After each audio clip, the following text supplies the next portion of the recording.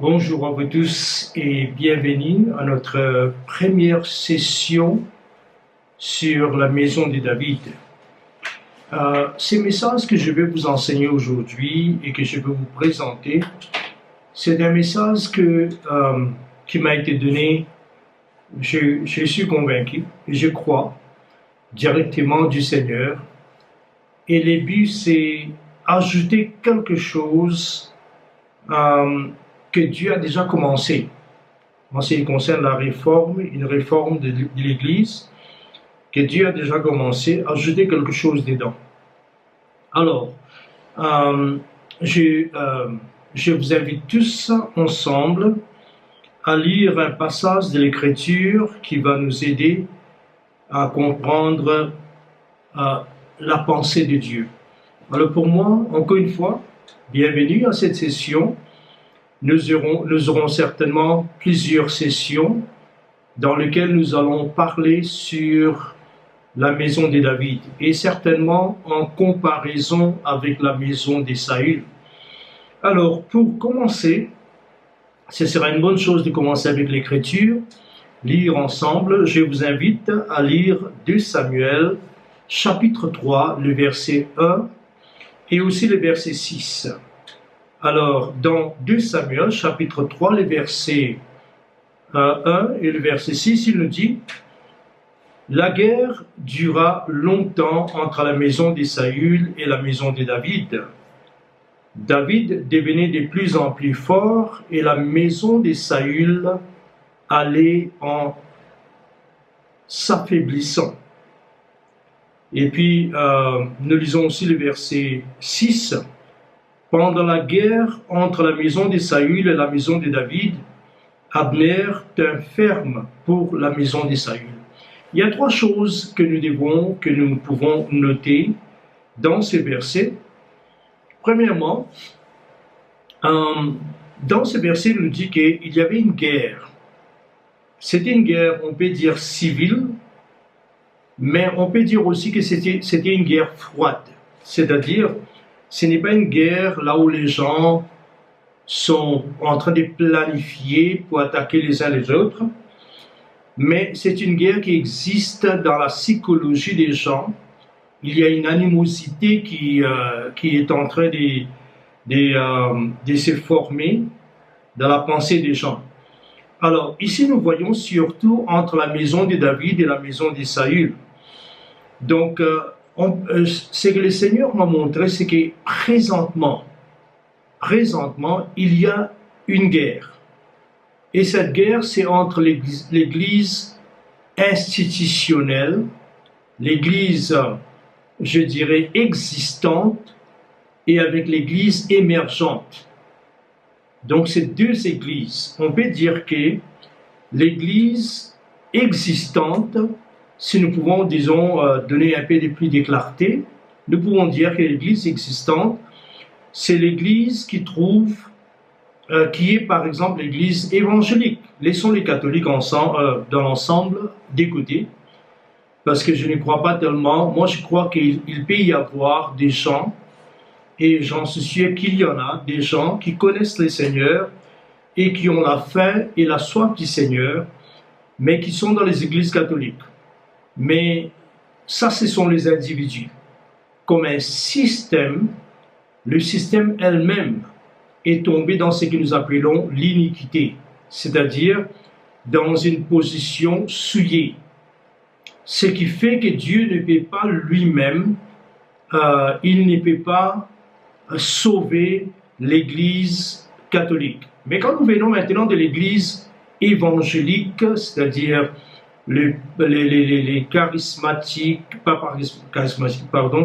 les baptistes, les presbytériens, les luthériens, les méthodistes et tous les autres, si nous regardons cette Église, nous pouvons dire que cette Église est l'Église existante, bien organisée, qui ont leurs bâtiments, qui ont tous leurs biens et tout leur développement. Mais aussi, à part de ça, nous pouvons ajouter l'Église pentecôtiste et charismatique, c'est-à-dire l'Église existante. Et nous savons très bien que parmi les évangéliques, les pentecôtistes, les charismatiques, l'Église est bien établie. Et à part de cette Église établie, il y a aussi une Église émergente, l'Église de David. Cette Église-là est exactement comme David. Elle n'est pas connue, elle n'est pas légitime aux yeux des gens en moins, aux yeux de Dieu, oui, mais pas aux yeux des gens. Ce n'est pas une Église qui est formelle, qui est bien établie. Non, ce n'est pas comme la maison de Saül. La maison de Saül avait la royauté, Saül était mort. Bon, David allait maintenant entrer dans la royauté pendant que le fils de Saül tenait encore ou était encore considéré comme étant par la plupart des tribus comme étant le roi. Alors nous voyons que l'Église, cette guerre spirituelle qui existe aujourd'hui, que nous les enfants de Dieu, nous devons discerner, parce qu'il est possible que la troisième chose que je vais mentionner vous arrive. Premièrement, il y a une guerre. Et s'il y a une guerre, cela signifie qu'il y a des choses qui existent dans la maison ou dans l'église de Saül, mais qui n'existent pas. Certaines pollutions, certaines faiblesses, certaines perspectives erronées qui existent dans la maison de Saül, mais qui n'est pas dans la maison de David. Et en même temps, on peut dire qu'il y a certains éléments qui rendent David fort, qui pourvoient David un futur dans les jours à venir, qui existe en David ou dans la maison de David, mais qui n'existe pas dans la maison de Saül. Si vous regardez d'abord, ces deux hommes ont été choisis sur différentes bases. Le base du choix de Saül, c'était parce que les fils de Samuel ne marchaient pas dans la voie de Samuel, dans les manières ou dans la culture intérieure familiale de Samuel, ce qui a fait que le peuple a demandé un roi. Donc, on peut dire que Saül, quoique Dieu a surnaturellement choisi Saül, c'est comme si Dieu était mis dans un point, là où il devait faire quelque chose, et nous savons très bien que personne ne peut forcer Dieu à faire quelque chose. Mais dans ces cas, nous voyons que voyons que le peuple de Dieu, c'était un peuple d'alliance, et c'était la seule église qui existait dans la main de Dieu. C'était le seul instrument par lequel la volonté de Dieu serait faite, pas seulement en Israël, mais au-delà des frontières d'Israël. Dieu, on peut dire, il a toléré certaines choses. Et Dieu fait ça souvent, il tolère. Par exemple, tout le monde pêche. Nous sommes en train de pécher, mais souvent Dieu tolère certains péchés, et tout à coup, vous verrez, après 5 ans, 10 ans, il y a certains événements qui s'effacent ou qui prennent place dans l'Église, et vous dites, mais comment cela a été caché pendant toutes ces années? Et le problème, c'est quoi? Dieu a toléré. Dieu a patienté, on peut dire. Et dans le cas de la demande du peuple d'Israël, Dieu a patienté encore et les a donnés Saül. Très bien. Mais quand Saül certainement est mort, nous voyons ici que la guerre a continué. Et comme aujourd'hui, les systèmes du passé, l'Église existante, et encore une fois pour vous dire, Dieu fait émerger ou élève une Église nouvelle au milieu de l'ancienne Église. Nous avons beaucoup d'exemples. Si vous prenez David, vous reculez un peu, vous avez Saül, vous reculez encore un peu, vous avez Samuel, vous reculez encore un peu, vous avez Élie. Rappelez-vous qu'Élie, pendant qu'Élie était le sacrificateur et que ses fils étaient aussi sacrificateurs mais corrompus, qui péchaient tous les jours, la Bible nous dit clairement que Dieu a choisi Samuel, et Samuel grandissait dans la maison de l'Éternel, dans ces systèmes dans lesquels Élie et ses fils corrompaient les temples. Alors vous voyez déjà, c'est des exemples. Il y a le système ou la famille d'Élie qui est en train de fonctionner comme sacrificateur, mais au milieu de ça, il y a déjà l'émergence d'une nouvelle église qu'on appelle Samuel. Et puis nous voyons que même Samuel, qui était un homme vraiment excellent, mais quelque part il avait négligé certaines de ses responsabilités paternelles, on ne sait pas. Mais ce que nous savons, c'est que le fils de Samuel n'a pas marché dans la voie de Samuel. Et qu'est-ce que cela signifie? Cela signifie qu'il y a deux possibilités. Moi, je crois que dans la deuxième, mais les deux possibilités sont celles-ci.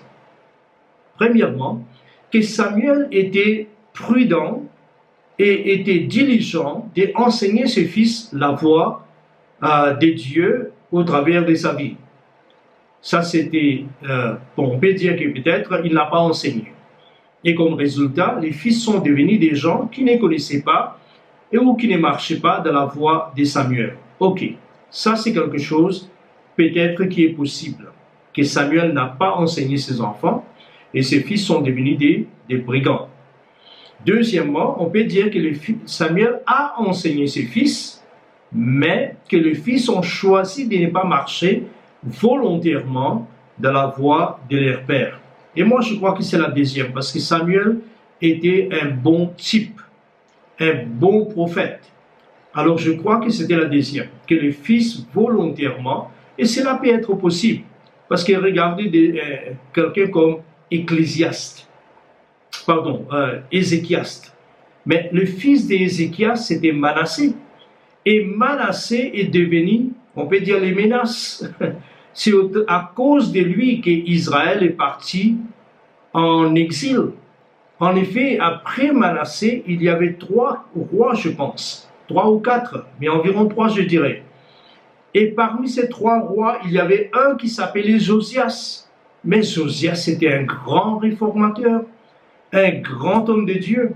Et qu'est-ce que nous voyons? Nous voyons que Josias, malgré il a apporté ou amené une réforme extraordinaire, toutefois, la Bible nous dit que Dieu n'a pas voulu se repentir du péché, il n'a pas voulu se repentir à cause du péché des Manassé.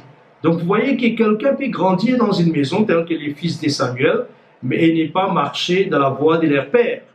Maintenant, quand nous avançons un peu plus loin, nous voyons que Saül était un fils spirituel aussi à Samuel, mais qui n'a pas fait bien. Et sa maison aussi était une maison qui a été, on peut dire, dominée par l'ombre. Alors, ce qui a précipité que Dieu puisse élever David comme étant le roi. Alors, vous voyez que David n'est pas seulement arrivé comme ça, nous allons voir ça.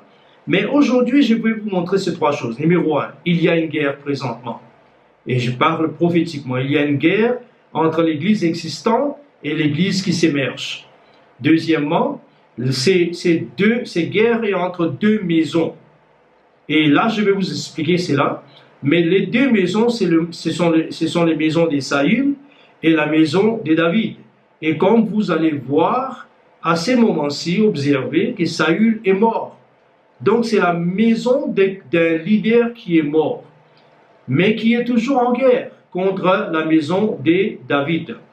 Et la Bible nous dit en même temps, Abner, qui était un homme extraordinaire, moi je pense, parce que David, lors de son funérail, quand il était mort et assassiné par Joab, il a dit que ne savez-vous pas, déchirez vos vêtements. Il parlait avec la nation d'Israël.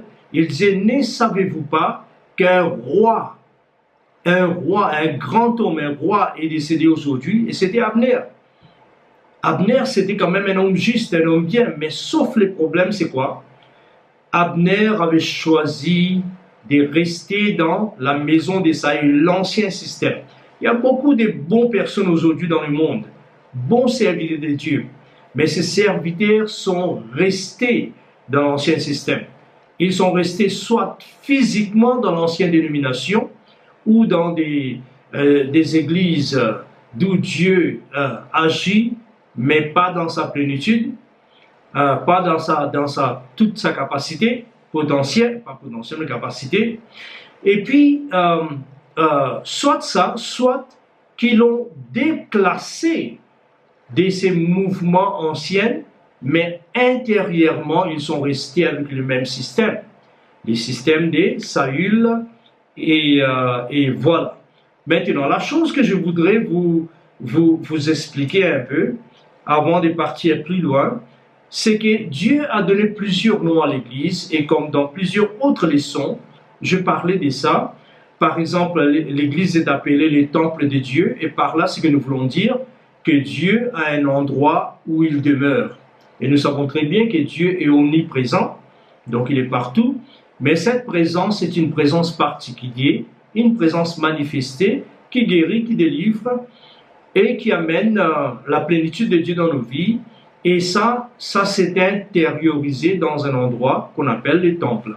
Alors, si l'Église est appelée les temples, cela simplement signifie que l'Église est conditionnée, ou je dirais adaptée par Dieu pour porter sa présence. Deuxièmement, la Bible nous dit aussi que l'Église est le corps de Christ. Et nous savons très bien que le corps nous parle de l'unité des diverses parties.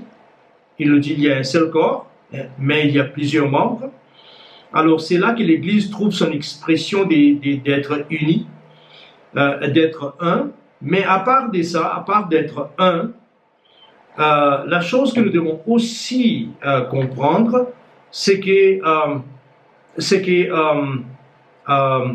l'Église, quand la Bible nous dit que l'Église est le corps de Christ, je pense que Jésus a bien souligné cela dans le livre d'Hébreux. Quand il parle de Jésus, il nous dit que l'offrande et sacrifice, tu n'as pas voulu. Et c'est Jésus qui parle avec son Père. Mais référence est faite par l'écrivain des Hébreux. Il dit, c'est pourquoi tu m'as formé un corps. Tu n'as pas voulu ni sacrifice, ni offrande, tu m'as formé un corps, afin que je fasse, ô Dieu, ta volonté. Alors nous savons très bien que le corps est maintenant pour que la volonté de Dieu s'efface au travers du corps. Troisième, l'Église est aussi l'armée de Dieu. Et bon, il y a beaucoup de noms de l'Église. Il y a une trentaine, je pense, 31. Mais je suis en train de regarder les choses les plus fonctionnelles, plus, disons, définitives. Alors, le corps de Christ, l'armée de Dieu, pardon, nous parle de l'armée, de ce groupe de gens qui sont la force exécutive de Dieu. Donc, nous sommes en train d'exécuter la volonté de Dieu partout, établir son royaume. Quatrième, l'Église est aussi appelée l'épouse, et par ces mots l'épouse, nous voulons dire que l'Église est dans une relation spéciale avec Dieu ou avec Jésus-Christ, dans une alliance, et en même temps, un beau jour, il y aura la noce de l'agneau, dans lequel ce n'est pas quelque chose de physique, c'est spirituel, dans lequel l'Église va entrer dans une position avec son époux Jésus afin de gouverner l'univers. Ça, c'est la gouvernance de l'univers. Ok, et puis cinquième, l'Église est aussi appelée l'édifice de Dieu. L'édifice nous parle d'un bâtiment, et par bâtiment, ce que nous voulons dire, c'est que c'est quelque chose qu'on doit bâtir. Donc, et puis finalement, l'Église est aussi appelée les piliers de la vérité. Cela signifie, s'il y a quelque part où les standards et les niveaux de Dieu doivent être visibles, c'est dans l'Église. Et finalement, l'Église, c'est la famille de Dieu. Maintenant, nous continuons. Il y a quelque chose que je voudrais vous parler un peu aujourd'hui sur la famille. La famille est quelque chose de très très important. Les mots, la maison de Saül et la maison de David qui étaient en guerre, le mot maison, c'est un mot qui vient du mot baït, comme vous le savez, plusieurs parmi vous qui écoutent mes messages. Baït signifie maison, une structure, mais baït signifie aussi en même temps, il y a trois significations trois, on peut dire, nuances de signification du baït. Premier, c'est une structure physique, une maison, ou un temple, ou une tente. Mais deuxièmement, baït aussi signifie les gens qui habitent dans une maison. Donc on peut dire résidence intel, résidence guna. Donc tous les gunas habitent ici. Vous comprenez cela? Alors ça c'est très très important. Donc dans ce sens, nous pouvons dire que la maison de Dieu, c'est le peuple de Dieu qui habite, qui est dans la maison de Dieu. Et finalement, ces mots maison ou baït aussi signifient la dynastie, c'est-à-dire la famille royale ou qui règne. Ok, c'est très très important.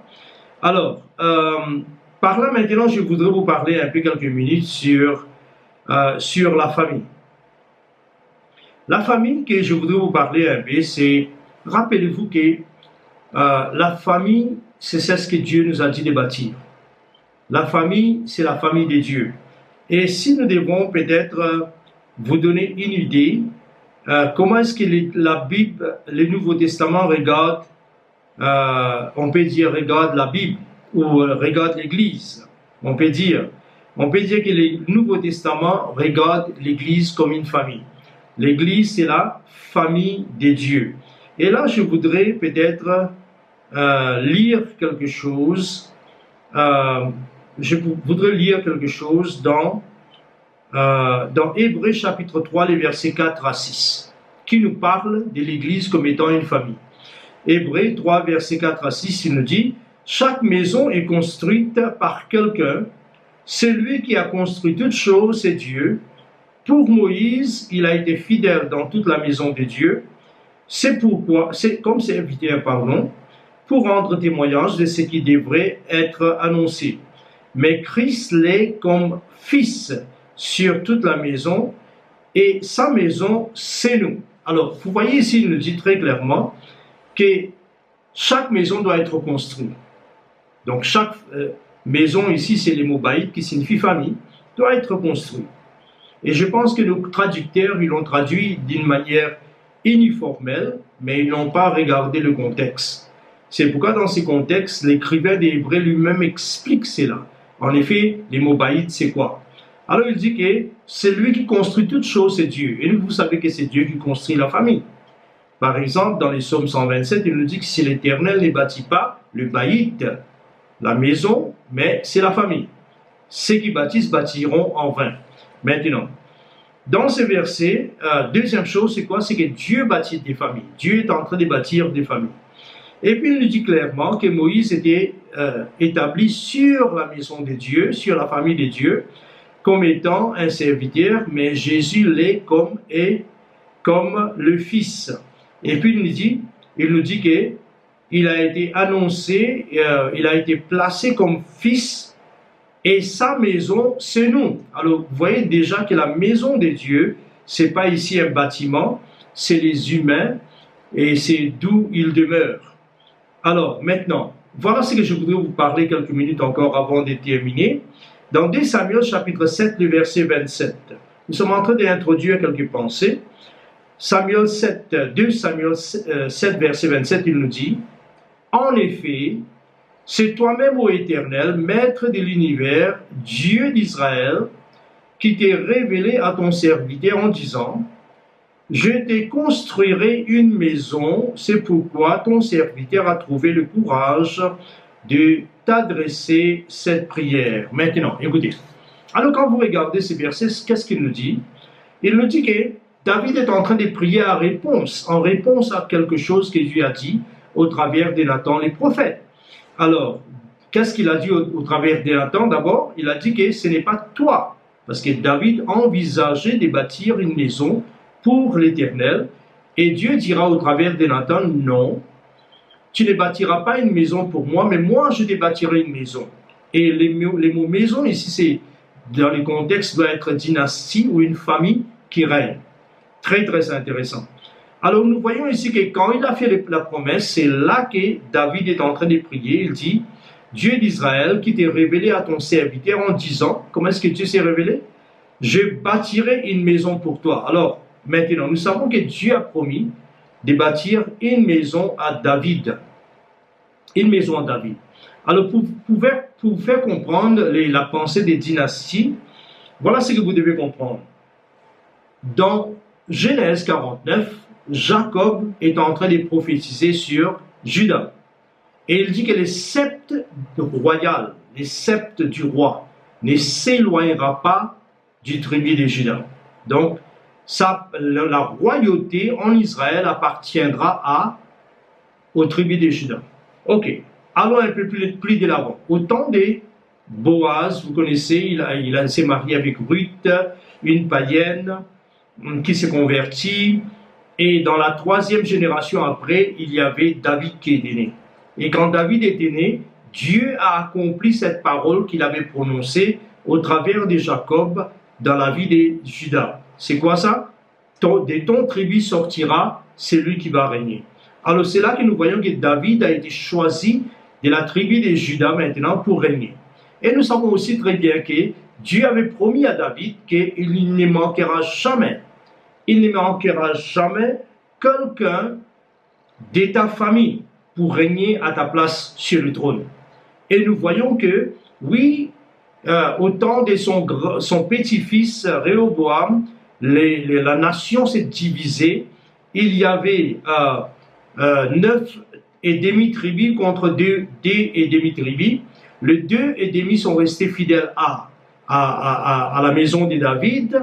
Mais nous voyons que Dieu a confirmé une fois pour tout, quand il a parlé de Christ qui viendra de la maison de David, et que lui deviendra le roi des rois, et dont son royauté ne termine pas. Alors nous voyons déjà cette histoire de royauté que je viens de vous parler.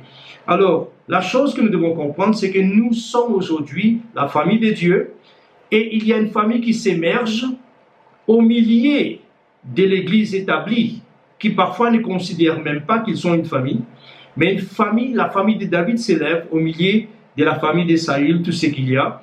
Et cette famille, il y a une but que nous allons voir dans la continuité de cet enseignement.